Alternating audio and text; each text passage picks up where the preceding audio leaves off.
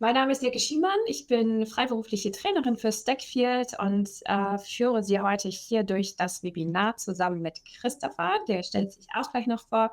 Ich war 26 Jahre in der Hamburger Verwaltung tätig als Beamtin und bin im letzten Jahr dort ausgestiegen, habe mich selbstständig gemacht und bin jetzt unter anderem hier für Stackfield unterwegs. Genau.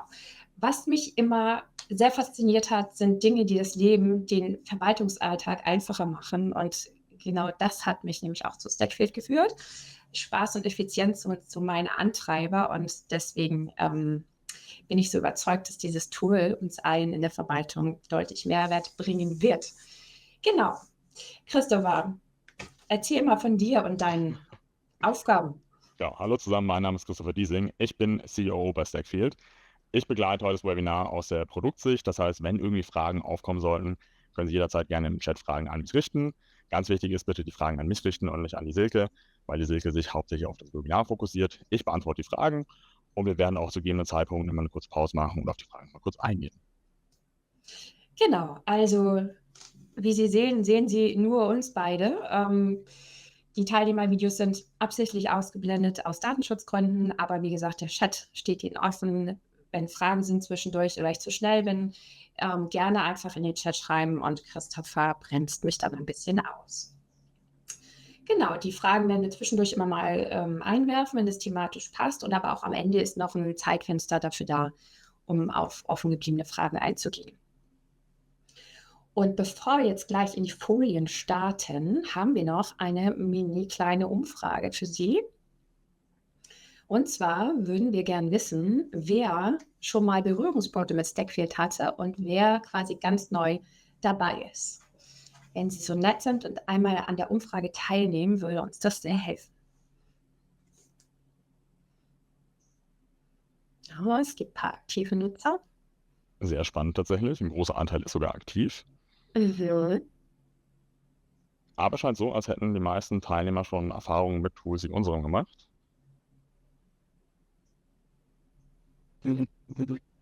Sehr spannend. Klasse. Genau, ich glaube, wir können direkt mal die Ergebnisse zeigen. Mhm. Vielen Dank für die rege Teilnahme, auch unsere Teilnehmer und Teilnehmerinnen. Wir können es gerne mal zusammenfassen. Ein guten Drittel hat schon Erfahrung mit Stackfield, andere haben Stackfield bisher noch nicht genutzt, aber andere Tools, das war auch ungefähr ein Drittel. Und es gab ungefähr 10%, die bisher keine Berührungspunkte mit einem Tool wie unserem hatten. Deswegen, wie gesagt, viele haben schon Erfahrung mit den Tools und ich glaube, jeder freut sich über einen Einblick, wie man eben Wissensmanagement im Public Sector betreiben kann, wie mit Stackfield. Ja, vielen Dank. Das ist für uns ganz spannend zu wissen und auch für mich wichtig zu wissen, wie weit ich denn ausholen muss, um das Tool zu erklären. Wir springen jetzt in das Thema rein. Heute geht es um das Wissensmanagement. Das ist ja ein Riesenbegriff. Und wir schauen uns heute insbesondere die Themen Onboarding und Offboarding an. Ich habe hier nochmal so eine Mini-Strategielandkarte aufgezeichnet, nur einmal um zu verdeutlichen, wo wir Wissensmanagement dann einsortieren. Also Wissensmanagement ist eine Unternehmensstrategie neben zum Beispiel der Finanzstrategie. Genau. Und unter dem Wissensmanagement werden verschiedene Ziele, Maßnahmen, Erfolgsfaktoren und so weiter zusammengefasst, sodass Onboarding und Offboarding kann man als Teil einer Wissensmanagement-Strategie begreifen. Daneben kann es auch weitere Elemente geben, sollte es auf jeden Fall, so wie Mentoring-Programme oder ähnliche Sachen. Das entscheidet jedes Unternehmen oder jede Behörde für sich. Einmal nur zur Verortung, wo wir uns dann hier ungefähr befinden. Genau, Wissensmanagement, der Anlass oder die Zielsetzung dahinter ist, das Wissen in den Organisationen zu bewahren, das Wissen der Mitarbeitenden. Und circa 20% des Wissens, was wir in Organisationen haben, sind explizites Wissen. Das heißt Wissen, was man nachlesen kann, was man reproduzieren kann, wozu es Verschriftlichungen oder Videos oder ähnliche Sachen gibt. Und rund 80%, manche sagen sogar 90%, da gibt es unterschiedliche Quellen, ist implizites Wissen. Das heißt Wissen, was auf Erfahrung, auf Intuition beruht. Und wenn man jemanden fragt, erklär mal, wie geht Fahrradfahren, dann sagt derjenige, oh, kann ich dir nicht erklären. Muss ich dir zeigen und musst du selber ausprobieren und musst du üben. So, das ist durch Wiederholung, durch Handeln reproduzierbar oder erlernbar. Und das ist ein Großteil des Wissens. Und an dieses Wissen wollen wir ran. So, das kann man, wie gesagt, durch Handeln erlernen. Man kann es aber auch aufschreiben. Das erleichtert wiederum dann die Aneignung dieses Wissens. Und genau darum geht es beim Wissensmanagement. Warum ist gutes Onboarding wichtig? Wenn jemand neu ins Unternehmen oder in die Behörde kommt, haben wir alle schon erlebt, dann ist der erste Eindruck auch erstmal entscheidend, wie komme ich an, wie ist mein erster Tag, wie werde ich aufgenommen. Und die sich daran anschließenden Einarbeitungswochen sind entscheidend dafür, wie hoch meine Mitarbeiterbindung ist an das Unternehmen und an die Dienststelle. In diesem Fall, wir sind ja hier im öffentlichen Sektor unterwegs. Eine schlechte Einarbeitung, also wenn man quasi sich selbst überlassen wird, eigentlich niemand richtig Zeit hat, um einem Dinge zu erklären oder zu zeigen, verlängert natürlich die Einarbeitungszeit, und je länger ich eingearbeitet werde, also je länger diese Phase ist, umso später bin ich tatsächlich auch eine Entlastung für die Kolleginnen und Kollegen. Insofern ist eine gute Einarbeitung, gutes Onboarding extrem wichtig, um diese Entlastung herbeizuführen, um die neuen Mitarbeitenden vollwertig zu integrieren und genau, um die Bindung ans Unternehmen einfach auch herzustellen. Ich habe mal so ein paar Zahlen auch rausgesucht. Die Fluktuationsstudie von Deloitte aus dem Jahr 2019 schreibt, dass ein Stellenwechsel, also eine Stelle neu zu besetzen, kostet durchschnittlich 14.900 Euro. Und das ist ja jetzt auch schon 5 Jahre her. Insofern dürfte es jetzt deutlich höher sein. Insofern ist es ein echter Kostenfaktor, wenn Mitarbeiter ausscheiden. Und wenn man durch gutes Onboarding was daran tun kann, die Leute an sich zu binden, dass sie sich wohlfühlen, dass sie sich willkommen fühlen, dass sie sich gut aufgestellt fühlen, dann kann sich das tatsächlich auch aufs Unternehmensergebnis oder auf die Kosten auswirken. Genau, Fachkräftemangel im öffentlichen Dienst haben wir alle schon gehört. Es ist ja momentan schon spürbar an vielen Ecken. Ich höre immer wieder, dass Stellen zweifach oder mehrfach ausgeschrieben werden, weil es keine adäquaten Bewerbungen gibt. Insofern ist das schon jetzt spürbar, und es wird aber noch deutlich krasser werden in den nächsten Jahren. Und der DBB schätzt, dass in den nächsten 10 Jahren rund 27% der Beschäftigten altersbedingt ausscheiden werden aus dem öffentlichen Dienst. Und das ist mehr als ein Viertel der Beschäftigten. Da kann man sich vorstellen, wie viel Bedarf an neuen Fachkräften da entsteht und wie wichtig es ist, die Menschen, die da sind, die jetzt nicht unbedingt altersbedingt ausscheiden, sondern vielleicht in die Wirtschaft wechseln, wie wichtig es ist, die eigentlich zu halten, ne, im öffentlichen Dienst. Warum ist gutes Offboarding wichtig? Das ist unser Thema hier heute. Offboarding, also wenn jemand seine Stelle verlässt und geht, sollte das möglichst begleitet werden, natürlich menschlich, individuell sowieso, aber auch inhaltlich, fachlich. So. Weil Ziel ist es ja, dass das Wissen, was diese Person sich angeeignet hat, im Unternehmen, in der Behörde bleibt und die Behörde damit weiterarbeiten kann. Des Weiteren ist es eine Chance zur Verbesserung. Das heißt, wenn ich die Menschen befrage, die gehen, warum gehst du denn? Also mal abgesehen jetzt von Ruhestand, da ist es ja offensichtlich, aber wenn es andere Kündigungsgründe oder Ausscheidungsgründe gibt, ist jede Behörde gut daran beraten, danach zu fragen und Exit-Interviews zu führen und zu sagen, warum gehst du, warum verlässt du uns, was können wir besser machen beim nächsten Mal? Also für diese Person ist es dann wahrscheinlich zu spät, aber es geht, wie gesagt, immer um die Mitarbeiterbindung, ne? Die Leute zu binden und ein attraktiver Arbeitgeber zu sein. Und dafür ist halt dieses Offboarding unheimlich wichtig, und es ist eine Riesenchance für jede Behörde, jedes Unternehmen, zu lernen von den Mitarbeitenden und sich weiterzuentwickeln. Und natürlich ist jedes Offboarding irgendwie auch immer die Grundlage fürs Onboarding, ist klar, weil hoffentlich wird die Stelle ja dann nachbesetzt. So, bevor ich gleich in Stackfield reinspringe in das Tool, diejenigen, die beim letzten Mal dabei waren, Bei unserem ersten Webinar erinnern Sie sich vielleicht noch an unser Projekt, das heißt Baumkataster, und an unsere Behörde, die heißt Landesamt. Das sind alles fiktive Namen, die ich mir ausgedacht habe. Und unser Projekt Baumkataster hatte zur Aufgabe, ja, ein Baumkataster halt zu erstellen. Dafür gab es eine Projektgruppe. Und was wir jetzt heute in unserem zweiten Webinar veranschaulichen wollen, ist die Situation, dass dieses Projekt schon eine Weile lief und eine Mitarbeiterin, nämlich ich, aus diesem Projekt ausscheidet. Also es wird heute ums Offboarding gehen.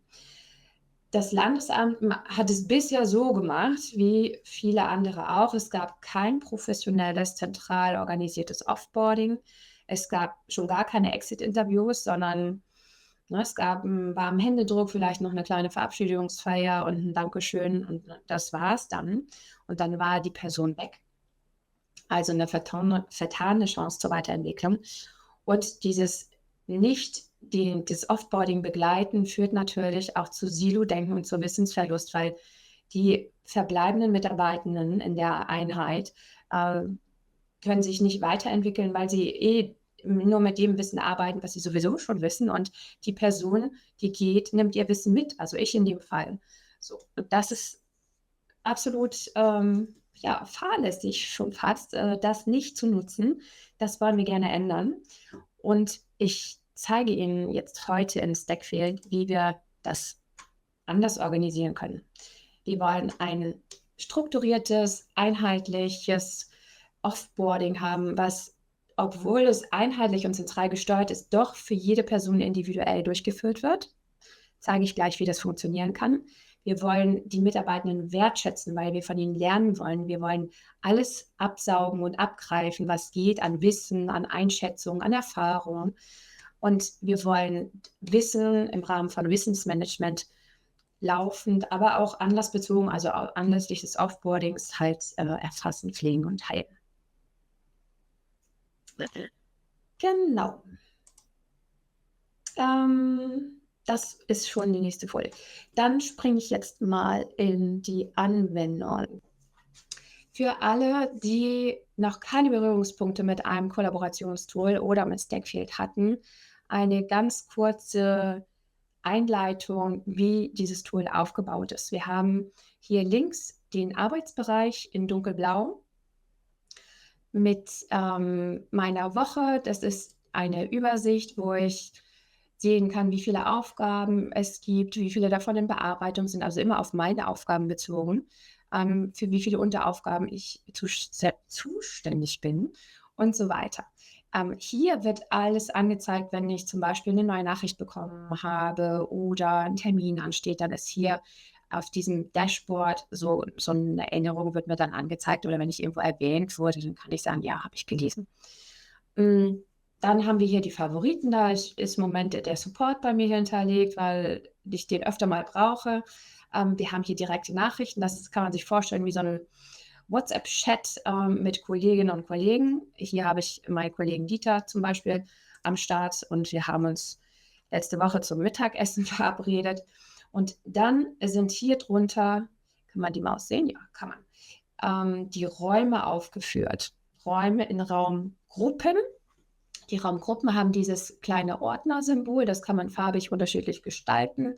Und wir haben hier 3 verschiedene Raumgruppenkategorien.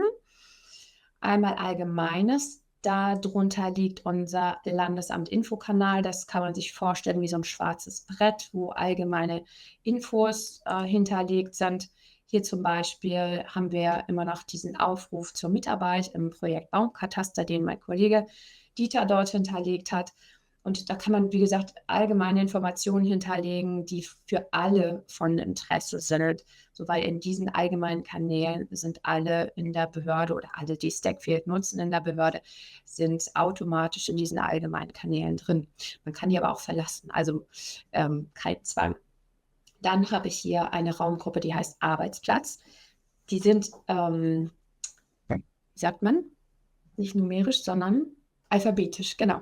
Alphabetisch sortiert, also deswegen ist es in dieser Reihenfolge. Und ich habe mir hier meinen persönlichen Arbeitsplatz angelegt, der heißt Arbeitsplatz Silke Schiemann. Und hier habe ich alle Aufgaben beispielhaft, also die nur mich betreffen, niemand anderes sonst, die ich mir sonst auf meine Schreibtischunterlage schreiben würde oder auf einem Post-it, halt eher persönlicher, privater Natur. Und dann haben wir hier die Raumgruppe Projekte. Da sind 3 Projekte momentan drin, unser Baumkataster, dann der Neubau Feuerwehrwache und noch ein Vorzeigeprojekt. Und anhand dieser Farben von diesen Pünktchen vorne kann man schon sehen, welches Projekt im Zeitplan ist und welches gefährdet ist. Also die Feuerwehrwache, da sieht es nicht so gut aus. Aber das nur als Info am Rande. Wir haben hier oben den Raum. Im Moment bin ich noch im Arbeitsplatz. Ich gehe mal zurück ins Baumkataster. Hier ist der Raumname. Wenn ich da drauf gehe, kann ich noch Raumeinstellungen vornehmen und so weiter. Das sind dann eher so administrative Sachen. Hier kann ich zum Projekt, sowas gibt es nur in Projekträumen, diese Funktion, nochmal weitergehende Informationen finden. Und dann finden wir hier oben alle Module, die diesem Raum zugeordnet sind. Jetzt geht es ja ums Offboarding heute und ich habe dafür mal eine Raumvorlage angelegt, weil Offboarding ist ja ein sich wiederholender, wiederkehrender Prozess, der immer wieder stattfindet, weil immer wieder Menschen ausscheiden. Und wir haben uns das so überlegt, dass das Offboarding zentral von der Personalabteilung organisiert wird. Also jemand in der Personalabteilung hat diese Vorlage erstellt und immer wenn ein Mitarbeiter geht, bekommt er quasi seinen personalisierten Offboarding-Raum zugewiesen. So, wir tun jetzt mal so, als wenn ich das Projekt Baumkataster verlasse und ich bekomme jetzt meinen Offboarding-Raum von der Personalabteilung. Dafür muss ich diesen Raum erstmal anlegen und dafür gehe ich hier oben auf diesen großen Button. Da kann man alles Mögliche neu machen, was es so an neuen Dingen, Räume, Videokonferenzen, alles Mögliche, Termine gibt und sage neuer Raum. Und da es eine Vorlage gibt, weil das Prozedere ja für alle gleich sein soll, wähle ich eine Vorlage aus, die Grundlage ist für diesen Raum und ich nehme diese hier. Hier gibt es übrigens, ich habe nicht gezählt, aber hier oben steht es 27 weitere Vorlagen oder 26, die seitens Stackfield schon vorangelegt sind. Die sind teilweise wirklich super informativ aufgebaut und da kann man sich auch so ein bisschen dran orientieren. Man kann die dann natürlich hinterher auch nochmal abwandeln und ich habe jetzt aber hier eine ganz eigene neue Vorlage erstellt.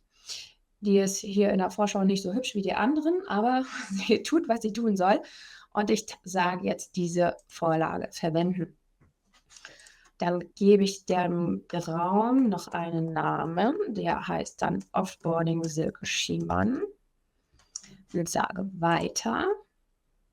Und das wird logischerweise ein geschlossener Raum, weil er ja nur mich und die Personalabteilung in dem Fall betrifft und niemand sonst. Deswegen wird der Raum genau 2 Mitglieder haben, nämlich mich und meine Personalsachbearbeitung.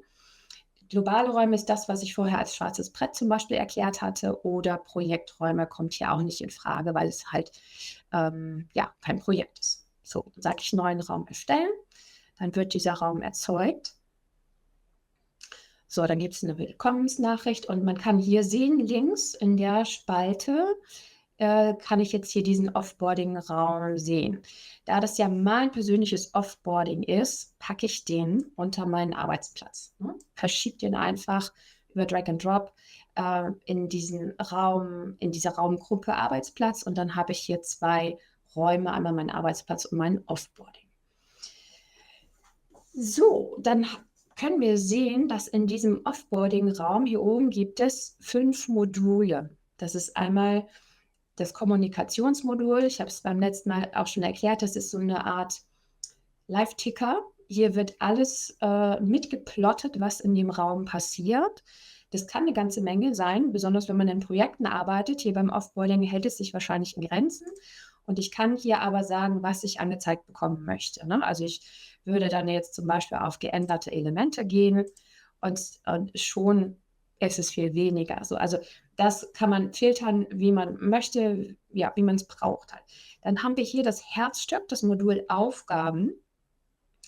Und da sehen Sie, dass hier schon einiges hinterlegt ist. Das liegt an dieser Raumvorlage, die ich im Vorwege als Personalabteilung erstellt habe, damit ich für alle den gleichen Ablauf und die gleiche Struktur habe. Ein Kollaborationstool funktioniert meistens nach dem Prinzip Kanban-Board. Viele kennen das vielleicht schon, ich erkläre es trotzdem noch mal ganz schnell. Das Prinzip ist, dass es hier Spalten gibt, die man von links nach rechts abarbeitet. Also man würde hier beginnen, hier steht auch, starte hier. Diese Aufgabe öffne ich gleich mal. Und dann stehen hier die ganzen To-Dos im Rahmen des Offboardings. Die kann natürlich beliebig ergänzen, ist klar. Hier haben wir noch thematische Rückgaben, IT-Themen. Und ich scroll mal hier rüber. Was haben wir noch? Feedback und die Erledigt-Spalte. Und alles, was ich hier aus diesen ersten Spalten erledige, also abarbeite, kommt dann in die Erledigt-Spalte. Das zeige ich später noch. Und dann ist da quasi ein Haken dran. So, das heißt, ich kann eigentlich nichts vergessen. Und ich kann immer schauen, wo ich gerade bin. Ich gehe mal hier rein, diese netten Smiley hier. Und da hat die Personalabteilung für mich was hinterlegt. Also, das ist so eine Nachricht, die im Prinzip auf jeden Mitarbeitenden passt. Die bitten dich, unabhängig vom Exit-Gespräch den Offboarding-Fragebogen auszufüllen und der Fragebogen ist hier direkt beigefügt als Word-Dokument. Wenn ich den dann öffne, wahrscheinlich steht nicht allzu viel drin. Ich gehe einfach nur mal schnell auf die Vorschau. Ah ja doch, da sind dann so ein paar Fragen, ne? Und die kann ich dann abarbeiten. Das sind natürlich alles nur Beispiele jetzt, um das einmal, um die Funktionsweise des Tools zu zeigen. So, dann habe ich quasi die Grundaufgabe schon mal gesehen und weiß, was ich zu tun habe. Und dann würde ich mich hier in der nächsten Spalte quasi durch die Aufgaben arbeiten. Ich nehme jetzt einfach mal hier das Exit-Interview mit der Personalabteilung. Das muss ja vorbereitet werden. Bitte mach dir Gedanken. Okay, das mache ich. Als Orientierung hast du hier einen beispielhaften Fragenkatalog angehängt. Auch hier wieder die Word-Datei, Fragenkatalog, Exit-Interview dran an der Aufgabe. Und wir werden auf dich zukommen und dieses Gespräch circa 4 Wochen vor deinem letzten Arbeitstag terminieren. Das heißt, um diesen Termin muss nicht ich mich kümmern als Mitarbeitende, sondern da kommt die Personalabteilung auf mich zu. Aber ich kann, wenn wir einen Termin gemacht haben, kann ich hier zum Beispiel die Checkliste abhaken und sagen, jo, Termin ist gemacht, dann muss ich den nur noch vorbereiten. In diesem Raum, habe ich gerade schon gesagt, würde die Personalsachbearbeitung und ich zusammen drin sein. Das ist auch total in Ordnung, weil ich habe hier keine Geheimnisse. Also die Personalabteilung kennt ja die Aufgaben, die da drin sind, weil die hat sie ja erstellt. Und dann, es hat den großen Vorteil, dass ich quasi über diesen Raum den direkten und kurzen Draht zur Personalabteilung habe. Also ich muss die nicht extra nochmal irgendwo an anderer Stelle anschreiben, sondern ich kann hier zum Beispiel reinschreiben, hallo Personalabteilung, also man spricht sie natürlich persönlich an, aber ich mache es jetzt mal kurz und sage, bringe nächste Woche.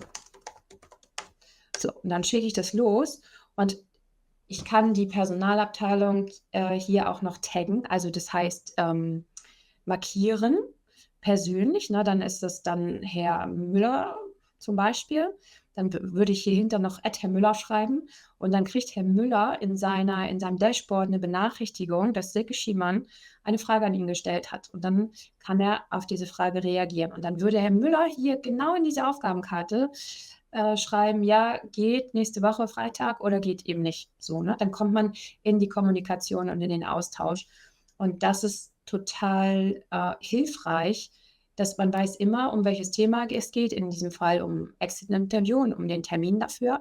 Und man verwuselt sich nicht und hat nicht dieses ewige E-Mail hin und her, wo dann vielleicht noch irgendjemand, der Chef oder der Kollege in CC ist und dann antwortet derjenige nur an den Hauptempfänger und an die anderen nicht. Und wir kennen das alle. E-Mail ist ein bisschen tricky und ich finde für interne Kommunikation nicht wirklich gut geeignet.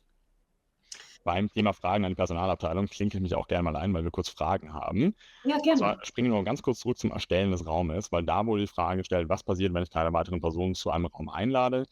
Das hat dann zur Folge, dass wirklich ein persönlicher Raum ist, zu dem keine weitere Person Zugriff hat. Und ganz wichtig ist dann auch links in der Raumliste, die wir gerade sehen, wird dann dieser Raum auch wirklich nur für die Teilnehmer angezeigt. Das heißt, wenn es persönlicher bzw. privater Raum ist, dann sehen andere Teilnehmer den Raum nicht in der Raumliste. Genau. Und Genau, wir haben zudem noch die Frage, welche Dateien oder welche Informationen kann man jetzt an diese Aufgaben anhängen, die wir gerade gesehen haben. Du hattest ja eine Word-Datei angehängt. Das genau. ist wirklich beliebig handhabbar. Wir können da PowerPoint-Dateien hochladen, Office-Dateien ganz normal, Videos, Bilder. Da sind keine Grenzen gesetzt. Auch Links kann man anfügen, also alles. Ja. Eigentlich alles, genau. Nochmal zu den Mitgliedern. Hier habe ich das, wie gesagt, unter meinen Arbeitsplatz gesetzt. Hier oben wird immer angezeigt, wer Mitglied ist in diesem Raum. Weil ich jetzt quasi Personalabteilung und Mitarbeiter gleichzeitig bin ich das nur allein. Ansonsten würden hier noch mehr Personen dann stehen. Zum Beispiel, ich zeige es mal am Baumkataster. Hier haben wir zum Beispiel 5 Mitglieder in diesem Raum. Ne?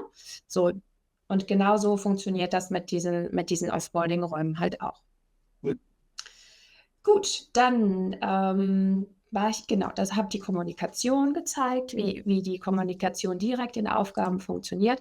Das ist auch ein sehr, wie soll ich sagen, ein wichtiger Tipp, den ich gebe, wenn es themenbezogene Kommunikation gibt, immer direkt zum Thema. Also wenn es ums Arbeitszeugnis geht, tauschen Sie sich hier in dieser Karte mit der Personalabteilung aus.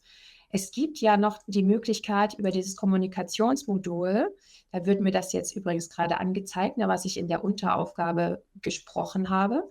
Auch hier könnte ich jetzt zum Beispiel irgendwas zum Zeugnis schreiben.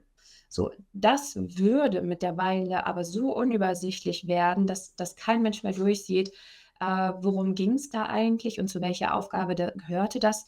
Deswegen die Empfehlung, hier im Kommunikationsmodul wirklich nur die Sachen besprechen, die zu keiner Aufgabe gehören und für die es sich auch nicht lohnt, eine Aufgabe anzulegen. Also ganz banale, einfache Dinge und alles, was wirklich fachlich oder inhaltlich wichtig, relevant ist, direkt an den Aufgaben kommunizieren. Das kann man übrigens auch hier an Unteraufgaben machen. Ne? Also man kann nicht nur hier unten zur ganzen Aufgabe kommunizieren, sondern wenn man hier so eine Checkliste mit Unteraufgaben hat, dann kann ich da drauf gehen und kann hier, ich gebe jetzt mal irgendwas ein, auch kommunizieren. Und dann sieht man hier so eine Blase, so eine Chatblase mit der Anzahl der Nachrichten. Wenn ich da drauf gehe, dann ist sie halt hier wieder zu sehen. Ne, ich kann die Aufgabe an einzelnen Mitgliedern zuordnen. In diesem Fall ist es irgendwie obsolet, weil muss ich sowieso alles machen. Ich könnte natürlich jetzt noch die Personalabteilung hier mit einbeziehen, aber nur, dass Sie die Funktionsweise einmal gesehen haben. Genau, und wenn ich den Termin inhaltlich vorbereitet habe, dann würde ich das auch hier abhaken und dann habe ich Unteraufgabe 2 von 2 erledigt. Ich lasse das aber mal offen. Genau, und da ist dann hier nochmal farblich markiert, was meine Unteraufgaben sind. Die sehe ich dann auch hier wiederum in meiner Woche. Was waren vorher 2 Unteraufgaben, jetzt sind es 3 Unteraufgaben. Gut, das war die Kommunikation in Aufgaben. Dann können Sie sehen, dass hier so einzelne Label gesetzt sind, dass diese roten und gelben Balken. Die kann man auch individualisieren, ist klar. Ich habe jetzt hier Termin und wichtig. Ich könnte jetzt hier, wenn ich auf diese Stiftsymbole gehe und diese Aufgabenkarte bearbeite, ganz unten sind die Label. Da sind momentan nur 2 vergeben. Wenn ich jetzt noch ein drittes Label bräuchte als Kategorie oder Unterscheidungsmerkmal und würde sagen, das Label soll heißen, ich gehe mal so hier rein.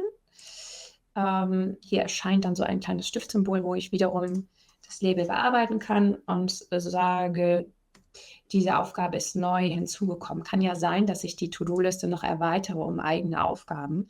Dann könnte ich das nochmal optisch kenntlich machen, indem ich dieses Label neu dran setze und dann fällt mir das nochmal mehr in den Blick. Und so kann man hier halt schöne Strukturen erstellen und ja, das maximal übersichtlich gestalten. Wenn Bilddateien angefügt werden, übrigens, das kann man dann entscheiden, soll die Vorschau angezeigt werden oder nicht.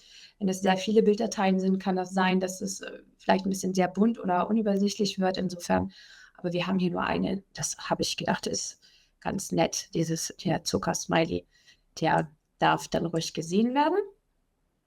Genau, dann nochmal zum Modul Dateien. Das hatten wir ja gerade in der Rückfrage schon beantwortet. Hier werden alle Dateien angezeigt, die in diesem Raum irgendwo hinterlegt sind. Entweder hängen die an der Aufgabenkarte dran oder sie hängen noch nirgendwo dran, dann sind sie einfach nur in diesem Modul hinterlegt. Man kann eine Datei immer nur an eine Aufgabenkarte dranhängen, weil das nennt sich dann so Single Point of Truth. Das heißt, wenn ich diese Datei ändere, dann wird sie automatisch überall anders auch geändert, wo sie vielleicht verlinkt ist. Also wenn ich sie an Aufgabe A dranhänge und die soll auch mit Aufgabe B verbunden sein, dann muss ich sie in Aufgabe B verlinken und die wird dann automatisch aktualisiert, wenn ich sie in Aufgabe A verändere. Hier finde ich noch ganz nett dieses Feature, dass man also Ansichten kann man immer verändern, individualisieren, sich die Versionsnummer anzeigen zu lassen. Hier gibt es noch, ich kann mir auch die Label anzeigen lassen oder wer die Datei erstellt hat und so weiter. Finde ich jetzt gerade nicht so relevant, aber die Versionsnummer finde ich total spannend. Hier ist es alles noch sehr jungfräulich und die erste Version. Wenn ich Dateien bearbeite, ich gehe jetzt zum Beispiel nochmal in diesen Offboarding-Fragebogen rein und gehe auf Lokal bearbeiten. Dann wird der geöffnet und dann hänge ich hier einfach jetzt nur meine 2 dran und sage Speichern und Schließen und sage neue Version hochladen. Und wenn ich dann auf die Vorschau gehe, dann haben wir hier die Version 2, wo ich diese 2 eingefügt habe. Und in den Kommentaren wird wiederum der Verlauf, was mit diesem Dokument passiert ist, angezeigt und da steht dann sehr geschrieben, man hat Version 2 hinzugefügt. Genau, und in unserer Übersicht, in der Dokumentenübersicht, kann man dann logischerweise auch hier sehen, dass der Offboarding-Fragebogen in der 2. Version da hinterlegt ist. Die anderen Versionen, also die älteren Versionen sind immer noch da, die kann man immer noch aufrufen, nur die letzte Version ist halt die 2. Gut, gibt es Fragen, Christopher? Okay. Kann ich mal einen Schluck trinken? Frage, wie passend das ist. Wenn ich eine große Anzahl an Dateien etc. habe, wie kann ich die dann zentral und einfach wiederfinden? Sorry, ich habe dich akustisch null verstanden. Das tut mir Kannst du sehr es noch leid. mal wiederholen? Genau, ist die Frage aufgekommen, wie wir tatsächlich Inhalte einfach wiederfinden können. Gibt es dafür eine zentrale Möglichkeit, um die Inhalte zu suchen oder eben entsprechend übersichtlich zu gestalten? Genau, das hast du schon gesagt, das Zauberwort heißt Suche. Und die haben wir hier oben neben dem Behördennamen, also neben dem Namen der Organisation. Hier haben wir eine sehr leistungsstarke Suche, die wirklich den letzten Quadratmillimeter durchsucht. Und ich kann jetzt mal das Wort Exit eingeben, weil wir haben ja Exit-Interviews und Fragebögen. Und dann wirft er mir alles aus, wo irgendwo das Wort Exit vorkommt. Das können Aufgaben sein, das können Dokumente sein und so weiter. Ich kann hier dann noch filtern, was ich dann eigentlich sehen will. Dann will ich nur die Aufgaben sehen und dann sind es die 5 Aufgaben oder auch Unteraufgaben in diesem Raum, wo das Wort Exit vorkommt. Die Suche erfolgt über die ganze Organisation, richtig, Christopher? Das ist korrekt, genau. Beziehungsweise über alle Räume, in denen ich enthalten bin. Das heißt, wenn ich wieder keinen Zugriff auf Räume habe, dann werden entsprechend auch die Inhalte des Raumes nicht in dieser Suche inkludiert. Klar, das wäre ja sonst auch lustig. Also, na klar, die Berechtigungen stehen immer an ganz oberster Stelle. Wenn mein Kollege Dieter zum Beispiel ist jetzt nicht in meinem Offboarding-Raum und wenn der jetzt nach Exit suchen würde, dann würde der das natürlich auch nicht sehen, was in meinem Offboarding-Raum an Exit-Einträgen vorhanden ist. Genau. Dann, das war das Modul Dateien, haben wir noch das Modul Kalender. Das ist genau das, wonach es sich anhört. Da kann ich zum Beispiel, wenn ich die Termine für das Exit-Interview oder für die Übergabe mit meinen Kollegen vereinbart habe, kann ich mir die hier eintragen. Ich kann auch, wenn ich an Aufgaben, zum Beispiel, habe ich hier noch gar nicht gemacht, ich nehme hier mal die neue Aufgabe wieder und vergebe eine Fälligkeit und sage, die ist nächsten Montag fällig. Speichere ich das, dann wird dieses Datum hier hinterlegt. Und wenn ich dann in den Kalender gehe, sehe ich, dass die Aufgabe hier bei nächsten Montag angezeigt wird. Das funktioniert aus meiner Sicht ganz gut, wenn man eine überschaubare Anzahl von Aufgaben hat. In der Regel hat man aber mehr Aufgaben, als einem lieb ist. Insofern würde ich empfehlen, die Kalenderansicht auf die Termine zu beschränken. Wenn wir hier in die Filteransicht gehen, dann kann man hier sagen, offene Aufgaben, geschlossene Aufgaben oder Termine. Ich möchte nur die Termine angezeigt bekommen und genau, in dieser Ansicht dann, haben Sie gerade gesehen, ist es weggeflutscht und dann sind die Aufgaben wieder raus. Ich habe ja das Datum immer noch hier in der Aufgabe und ich kann auch eine Erinnerung dazu einstellen, dass ich an dieses Datum erinnert werde. Insofern brauche ich zumindest für die Aufgaben die Kalenderansicht nicht. Aber hier kann ich halt alle Termine rund um mein Offboarding verwalten.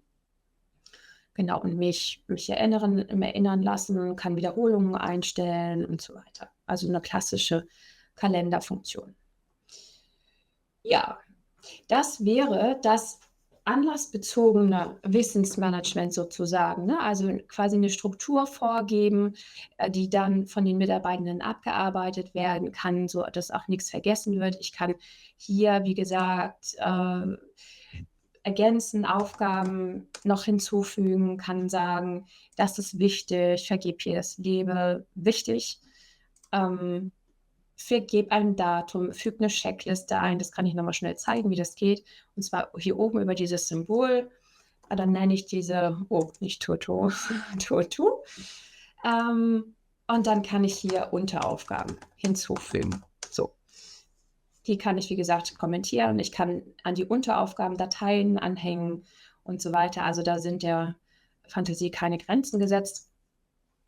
Der zweite zentrale Aspekt von Wissensmanagement ist ja aber quasi sich nicht erst darum zu kümmern, wenn ein Mitarbeiter geht, das Wissen zu speichern oder zu erfassen, sondern eigentlich ist es ja ein fortlaufender Prozess. Also wäre zumindest meine Empfehlung.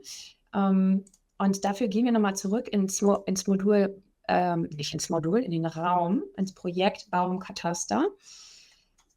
Das haben wir letzte Woche bearbeitet. Da habe ich gezeigt, wie man Aufgaben erstellt und so weiter. Und wenn ich hier jetzt zum Beispiel mal in die Aufgabe Datenbank konzipieren gehe, das ist eine recht umfangreiche Aufgabe. Sie sehen, die hat 13 Unteraufgaben, davon sind 2 erledigt. Dann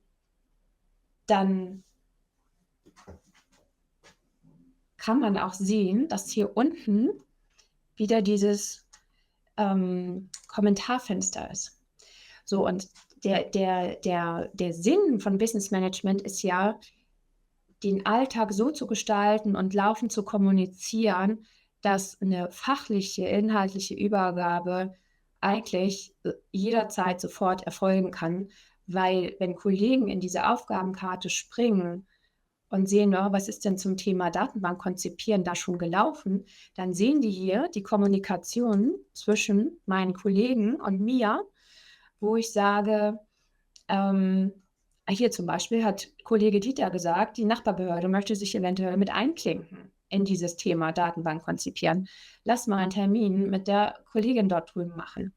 So, und das sind so Sachen, da brauche ich dann nicht nochmal drüber sprechen bei einer Übergabe. Da kann jeder dann reingucken oder wenn ich mal krank werde, kann jeder meiner Kollegen reingucken und sagen und schauen, was ist denn da gelaufen? So, wo stehen wir denn gerade? Und dann gucken die in den Kalender und suchen nach dem Termin mit Frau Leitung und sehen, oh, gibt noch keinen Termin mit Frau Leitung. Also dieses Prinzip über so ein Kollaborationstool zu kommunizieren und Wissensstände oder Bearbeitungsstände zu hinterlegen, das ist halt das Riesenpotenzial und der Riesencharme so eines Tools, um dann nicht erst 3 Monate, bevor jemand geht, denkt: „Oh, ich müsste ja mal die Aufgaben aufschreiben“, sondern das im laufenden Betrieb einfach schon ganz selbstverständlich und locker flockig mitzumachen. Und dann sind, wie gesagt, Krankheitsvertretung, Ad-hoc-Vertretung, aber auch, äh, Stellenübergaben, deutlich einfacher möglich, als wenn man das nur anlässlich eines Ausscheidens dann macht. Ne, man kann zum Beispiel hier im Projekt, also ich gehe ja als Projektmitarbeiterin, könnte ich jetzt bei Diskussionen zum Beispiel, 'ne neues Thema eröffnen und sagen: „Abschied Silke“, ne? Und dann schreibe ich hier: „Ich gehe dann und ich feiere, meinen Abschied, so und so und ich lade euch alle ein“, und wie man das halt so macht. Auch das ist eine Form der Kommunikation, wo man dann nicht 1.000 E-Mails hin und her schickt, sondern wo man einfach alle Leute zeitgleich informiert, die mit mir in einem Projekt sind. Wenn ich nach externen schicke, dann muss ich dann wahrscheinlich doch noch mal, 'ne E-Mail schicken, es sei denn, Externe sind hier eingebunden. Das ist natürlich auch möglich. Genau, aber das ist halt so dieses Prinzip, dass, ja, Wissen teilen, tagtäglich stattfindet. Noch mal zum Thema Offboarding. Wenn ich jetzt gehe aus dem Baumkataster und ausscheide am Tag X und weg bin, so wie ich letztes Jahr tatsächlich aus meiner Behörde, dann kann man mir natürlich die Rechte entziehen, ne? Also, ich kann natürlich sowieso von draußen, von privat nicht, auf dieses Stackfield, auf diese Organisation zugreifen, ist klar. Aber es gibt auch eine umfängliche Rechteverwaltung, wo dann der Admin, dieser Organisation mich einfach aus der Organisation rausnimmt als Nutzer und dann automatisch, ich keinen Zugriff mehr habe. Aber alles, was ich jemals geschrieben habe, bleibt da. Also, mein Wissen bleibt da, ne? Nur ich kann halt darauf nicht mehr zugreifen, meine Kolleginnen und Kollegen aber schon. Ja, was haben wir noch? Wir haben hier noch Seiten. Wir sind ja immer noch im Projekt. Achso, noch einmal kurze Fragen Richtung Fragen? Kurze Check Richtung Fragen. Genau, vielleicht noch eine kleine Ergänzung dazu, was passiert, wenn wir Personen aus der Organisation entfernen. Die Inhalte bleiben weiterhin verfügbar, allerdings werden die Namen von den Personen ausgeblendet. Dort steht dann einfach entfernter Benutzer und dadurch Ja. eben auch weiterhin, dass die Person mal etwas hinzugefügt hat, nur wer es war eben nicht, damit wir auch den Anforderungen der DSGVO, Genüge werden. Ansonsten gibt es noch die Frage, wenn wir Dateien an Externe, teilen möchten, die Mhm. jetzt nicht in der Organisation enthalten sind, ist das möglich, dass wir irgendwie 'nen Link versenden oder Ähnliches oder müssen die tatsächlich auf Stackfield sein? Man kann, musst mir gleich mal helfen, dass Ja, ich, man kann hier Links erzeugen. genau. Mit der Option öffentlich freigeben, eins weiter unten, also 3 weiter unten jetzt. Ja, ich Genau, habe hier 'n Balken davor. Okay. genau, Ähm, ich kann das grade doch. So, genau und dann jetzt. hakt man das an, dann wird quasi ein Link erzeugt, der sieht sehr kryptisch aus, ist, verschlüsselt halt, ne? Nur auf diese Datei Projekt Steckbrief bezogen. Und diesen Link kann ich dann hier kopieren und verschicken und dann kann die Empfängerperson auf die Datei zugreifen. Genau. Das ist 'n sehr kryptischer Link, einfach deswegen, damit keine Personen zufälligerweise auf diesen Link zugreifen können oder Dateien finden. Und entsprechend kann man den Link natürlich auch wieder deaktivieren, falls man diese Dateien nicht mehr nach außen freigeben möchte. Genau, das ist 'ne sehr einfache Art und Weise, wie man Inhalte mit Personen ohne Stackfield-Account teilen kann. Genau. So, ich war im Baumkataster bei den Seiten. Die Seiten sind so, also kann man nutzen wie Mini-Websites. Ich habe hier zum Beispiel mal so 'ne Seite, so 'n Wiki angelegt für Vergaberegularien in Hamburg. Das könnte jetzt jeder meiner Kollegen, der gemeinsam mit mir im Baumkatasterprojekt ist, bearbeiten, ne? Also immer auf diesen Raum bezogen. Ähm, weil so Regularien ändern sich ja auch gern mal. Wichtig ist deswegen immer die Quelle mit dazu zu schreiben. Und wenn ich jetzt hier sage, diese Seite bearbeiten, dann öffnet sich hier oben diese Bearbeitungsleiste, die erinnert so ein bisschen an Office, ne? Und da kann man dann halt noch Akzente setzen und den Direktauftrag mache ich jetzt grün zum Beispiel.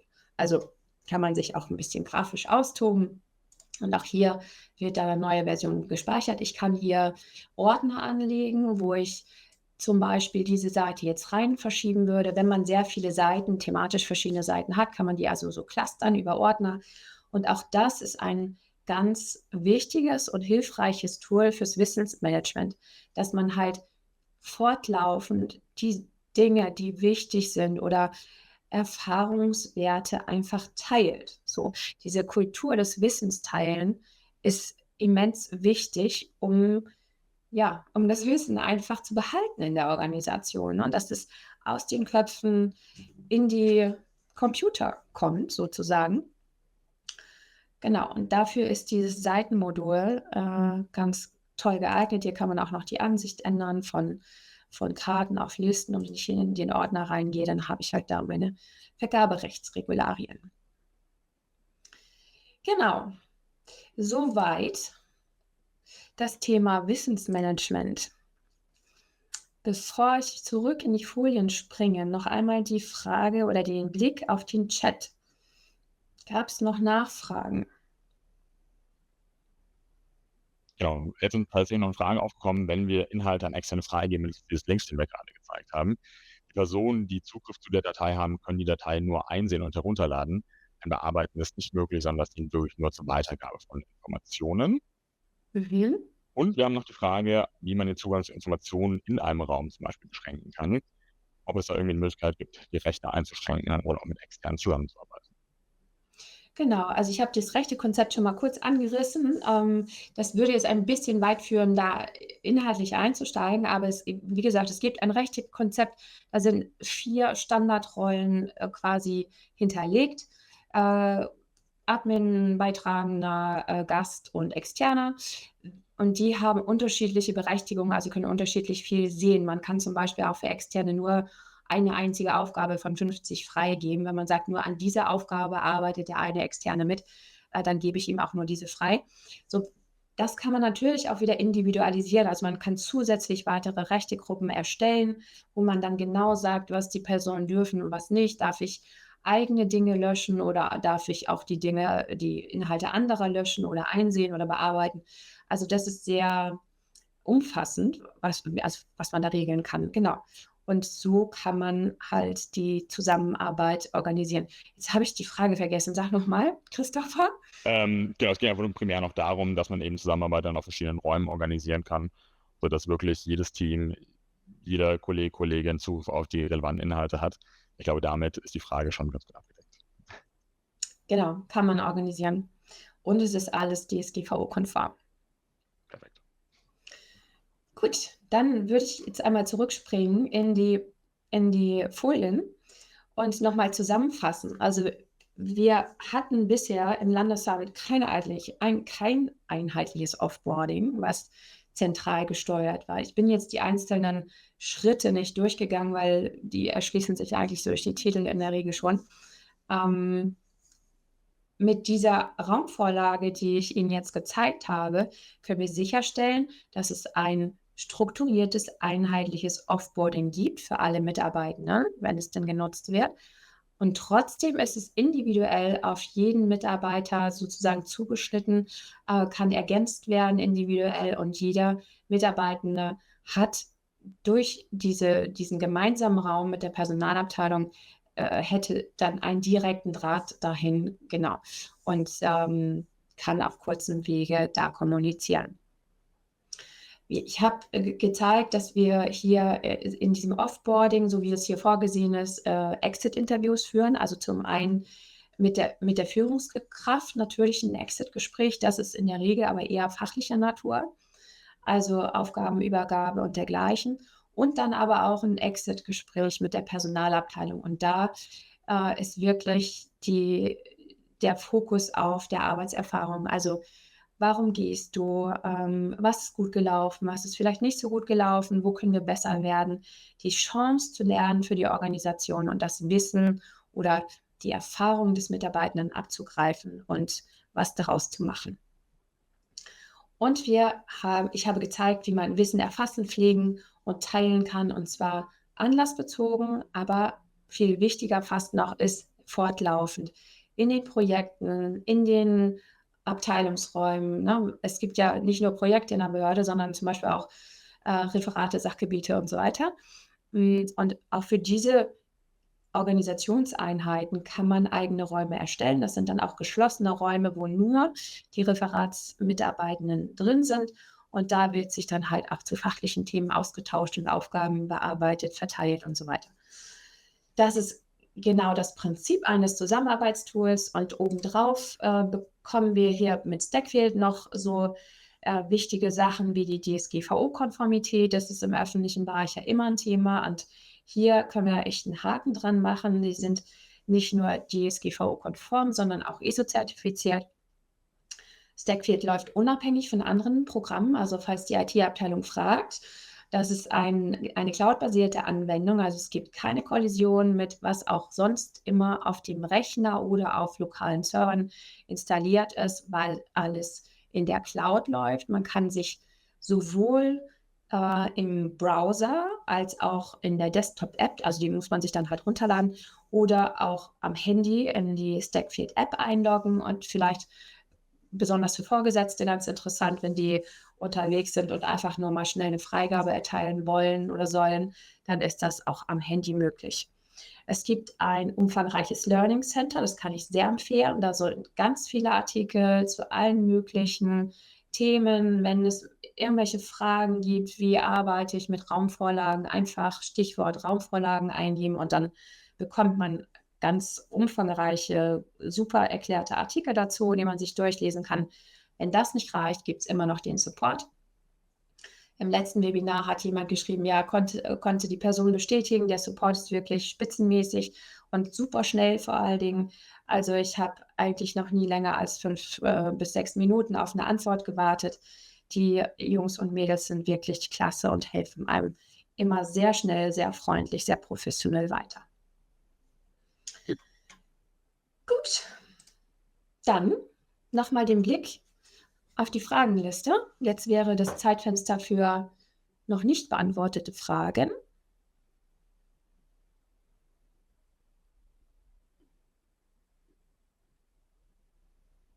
Ich höre dich nicht, Christopher. Jetzt funktioniert es. Ich dachte, du bist schon gegangen. Nee, alles gut. Wir haben noch die Frage, wie hoch die Einstiegshürde in Stackfield ist, weil nicht alle Personen in einer Organisation ja digital affin sind oder technisch affin. Wie würdest du auch im Kontext zu deiner aktuellen Beratungstätigkeit bewerten?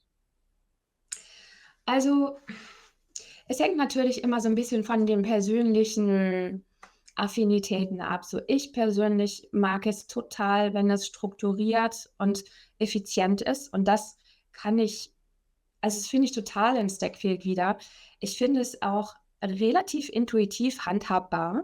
Also die Diskussion, jeder benutzt sein Smartphone und kommuniziert in Kanälen privat. Und im Prinzip ist es ja auch nichts anderes, als in Kanälen themenbezogen zu kommunizieren. Es fordert einfach nur eine kleine Umdenke.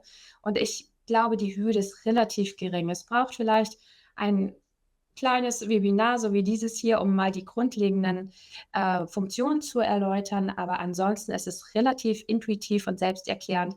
Natürlich für die Freaks gibt es noch ganz viele Möglichkeiten, selber zu programmieren, zu individualisieren. Aber das braucht man nicht, um grundsätzlich damit arbeiten zu können.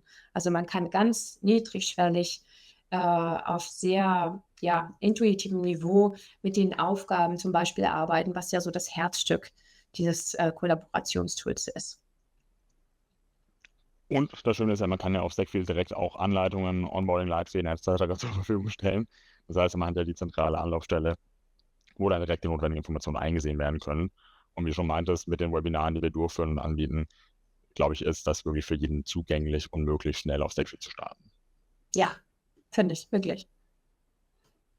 Perfekt. Gut, war's das? Das war es eigentlich an Fragen. Ich werde jetzt noch eine im Chat beantworten. Ansonsten steht hier nichts weiter offen. Dann haben wir noch den Hinweis auf unser nächstes Webinar, aber wir haben auch noch eine Umfrage. Ne? Vielleicht schieben wir die nochmal zwischen, die Umfrage. Sehr gerne. Und zwar würden wir gerne wissen, wir haben ja jetzt heute das zweite Webinar um 14 Uhr gestartet. Ist es eine gute Uhrzeit für Sie? Oder was wäre besser? Wir wollen gerne auf Ihre Wünsche und Bedürfnisse eingehen. Deswegen einmal hier die Umfrage, was eine optimale Uhrzeit für Sie persönlich wäre. Ich sehe schon. Die Verwaltung ist wieder früh unterwegs.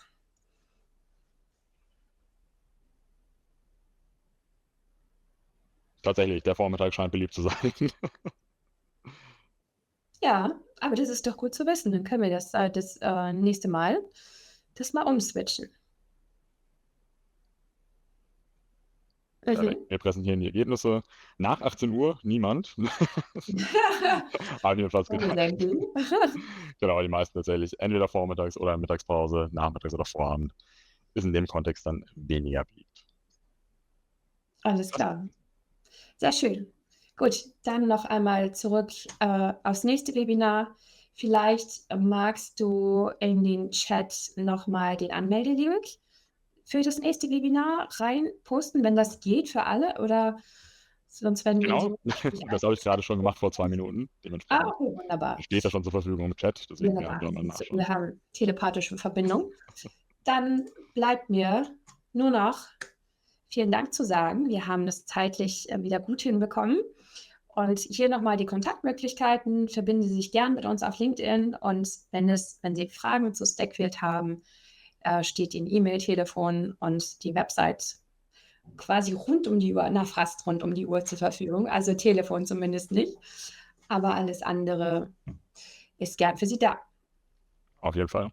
Auch herzlichen Dank von meiner Seite und